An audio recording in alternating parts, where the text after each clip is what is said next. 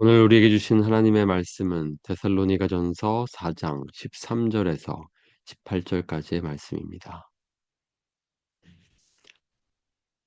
형제들아, 자는 자들에 관하여는 너희가 알지 못함을 우리가 원하지 아니하노니 이는 소망 없는 다른 이와 같이 슬퍼하지 않게 하려 함이라.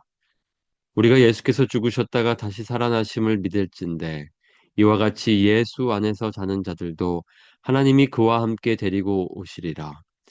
우리가 주의 말씀으로 너희에게 이것을 말하노니 주께서 강림하실 때까지 우리 살아남아 있는 자도 자는 자보다 결코 앞서지 못하리라.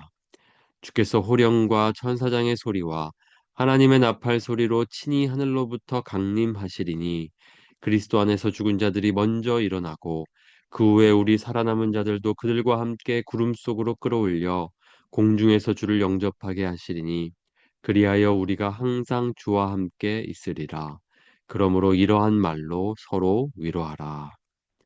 아멘. 오늘은 대림절 제16일 화요일입니다. 데살로니가 전서, 데살로니가 후서, 이 두 성경은 바울이 쓴 편지입니다. 데살로니가 교회에 보내는 편지인데요. 이 데살로니가 교회는 바울이 이 지역에 3주 동안 머무르면서 개척한 교회였습니다. 새 안식일에 성경을 가지고 강론했다라는 것으로 우리는 그곳에 머물렀던 시간이 3주라는 것을 알 수 있습니다. 3주 동안 개척한 교회입니다. 그 말은 무슨 뜻입니까? 시간이 매우 부족했다라는 것입니다. 그럼에도 매우 데살로니가 교회는 칭찬받는 교회였습니다. 음, 믿음의 역사와 사랑의 수고가 있는 교회였습니다. 그러나 분명히 그 3주라는 시간 동안 많은 가르침들을 받을 수는 없었습니다. 그래서 이 편지는 그들에게 부족한 것을 보충하기 위한 다른 곳에서 쓴 편지라는 것을 알 수 있습니다. 너희 믿음이 부족한 것을 보충하게 하려 함이라. 특별히 그들에게 부족한 것이 있었다면 그것은 주님의 재림에 대한 가르침이었습니다. 아, 분명 그 말씀을 바울로부터 받았지만 그들에게는 충분히 그 가르침을 받지 못했기 때문에 오해가 있었습니다. 대표적인 오해는 예수님이 곧 다시 오실 것이기 때문에 지금 우리가 무엇을 하는 것이 중요한 것이 아니라 기다리는 것이 중요하다. 결국 이 잘못된 재림에 대한 이해가 그들의 게으름으로 나타났습니다. 예수님 다시 오실 때 모든 것이 다 변할 테니 지금이 중요하지 않다라는 것으로 이해했습니다. 그것은 잘못된 생각이었습니다. 그래서 바울은 게으른 자들을 권계하라고 권면하고 또 그들을 깨우치라고 또 말하고 있습니다. 그리고 분명히 다시 오실 것을 말씀하셨기 때문에 믿고 굳건하게 서 있어라고 말하고 있습니다. 그들 중에는 마음이 약한 자들이 있었기 때문입니다. 아, 예수님의 다시 오심이 아직 이르지 않았기 때문에 아, 흔들릴 수 있습니다. 그 믿음에 대해서 또 의심할 수 있습니다. 그러니까 마음이 약한 자들, 힘이 없는 자들 있을 수 있었습니다.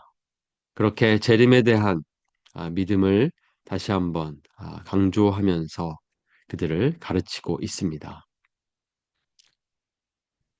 특별히 오늘 우리가 읽은 말씀은 죽은 형제들에 관한 말씀입니다. 죽은 형제들에 관하여 아, 우리가 어떠한 생각을 가져야 할지 오늘 말씀을 보면서 우리는 배울 수 있습니다. 형제들아 자는 자들에 관하여는 너희가 알지 못함을 우리가 원하지 아니하노니 이는 소망 없는 다른 이와 같이 슬퍼하지 않게 하려 함이라. 예수님이 곧 다시 오실 줄 알았는데 또 한 사람 한 사람 떠나 보내야 했습니다. 그러니까 형제들을 떠나 보낼 때마다 그들은 혼란에 빠졌습니다. 어, 이들이 죽게 된 것은 혹 자신들의 죄 때문인 것은 아닌지, 예수님 곧 다시 오신다고 했는데 죽는다는 것을 그들이 받아들일 수가 없었습니다. 그러나 아, 죽음에 대하여 이렇게 이해하라고 말하고 있습니다. 슬퍼하라는 것입니다. 떠나보내는 일은 언제나 슬픕니다. 그렇기 때문에 우리는 슬퍼해야 합니다. 충분히 애도해야 합니다. 그러나 다른 이들과 같이 슬퍼하지는 말라는 것입니다. 세상 사람들과 같이 슬퍼하지는 말라는 것입니다.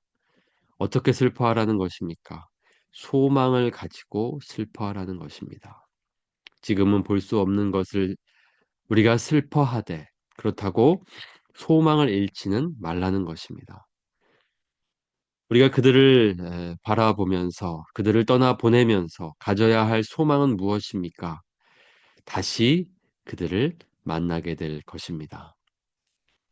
우리가 예수께서 죽으셨다가 다시 살아나심을 믿을진데 이와 같이 예수 안에서 자는 자들도 하나님이 그와 함께 데리고 오시리라.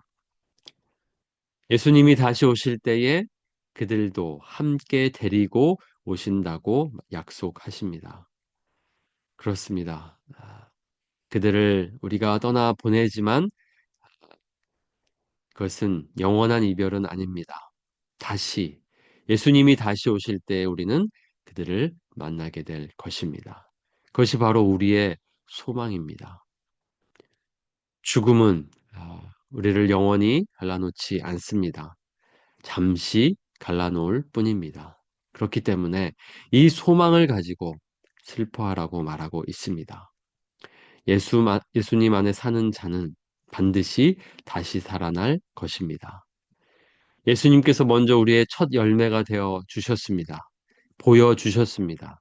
그 다음 열매는 바로 주님 안에 있는 우리들입니다. 주님 안에 먼저 떠난 우리 형제들입니다. 그렇기 때문에 이 믿음을 가지고 기다리라는 것입니다. 의심하지 말고 주님의 다시 오심을 믿어야 합니다. 주께서 호령과 천사장의 소리와 하나님의 나팔 소리로 친히 하늘로부터 강림하시리니 예수님의 다시 오심은 확실한 약속입니다. 그렇기 때문에 우리는 소망할 수 있습니다. 주님이 다시 오실 때에 우리를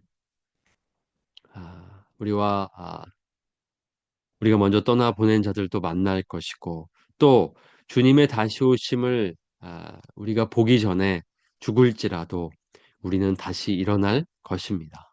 그것이 주님이 다시 오실 때 일어나는 놀라운 변화입니다. 그렇게 우리의 구원이 완성됩니다. 우리는 영적으로 지금 먼저 살아났지만 아직 육체로는 온전한 구원을 받지 못했습니다. 다시 아프고 다시 아프고 또 죽음을 피할 수 없습니다. 그러나 주님이 다시 오실 때에는 부활의 몸을 입고 영원히 주님과 함께 살아갈 것입니다. 우리가 항상 주와 함께 있으리라. 그것이 바로 우리의 소망입니다.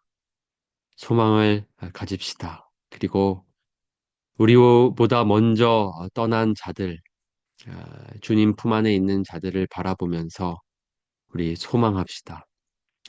다시 만날 것을, 그리고 우리가 영원히 함께 살아갈 것을 믿고 소망합시다. 오늘 하루를 그렇게 그 소망 속에서 우리 안에 있는 또 부르심, 우리에게 주신 부르심을 따라서 거룩하게 깨어 살아가는 저와 여러분이 되기를 원합니다.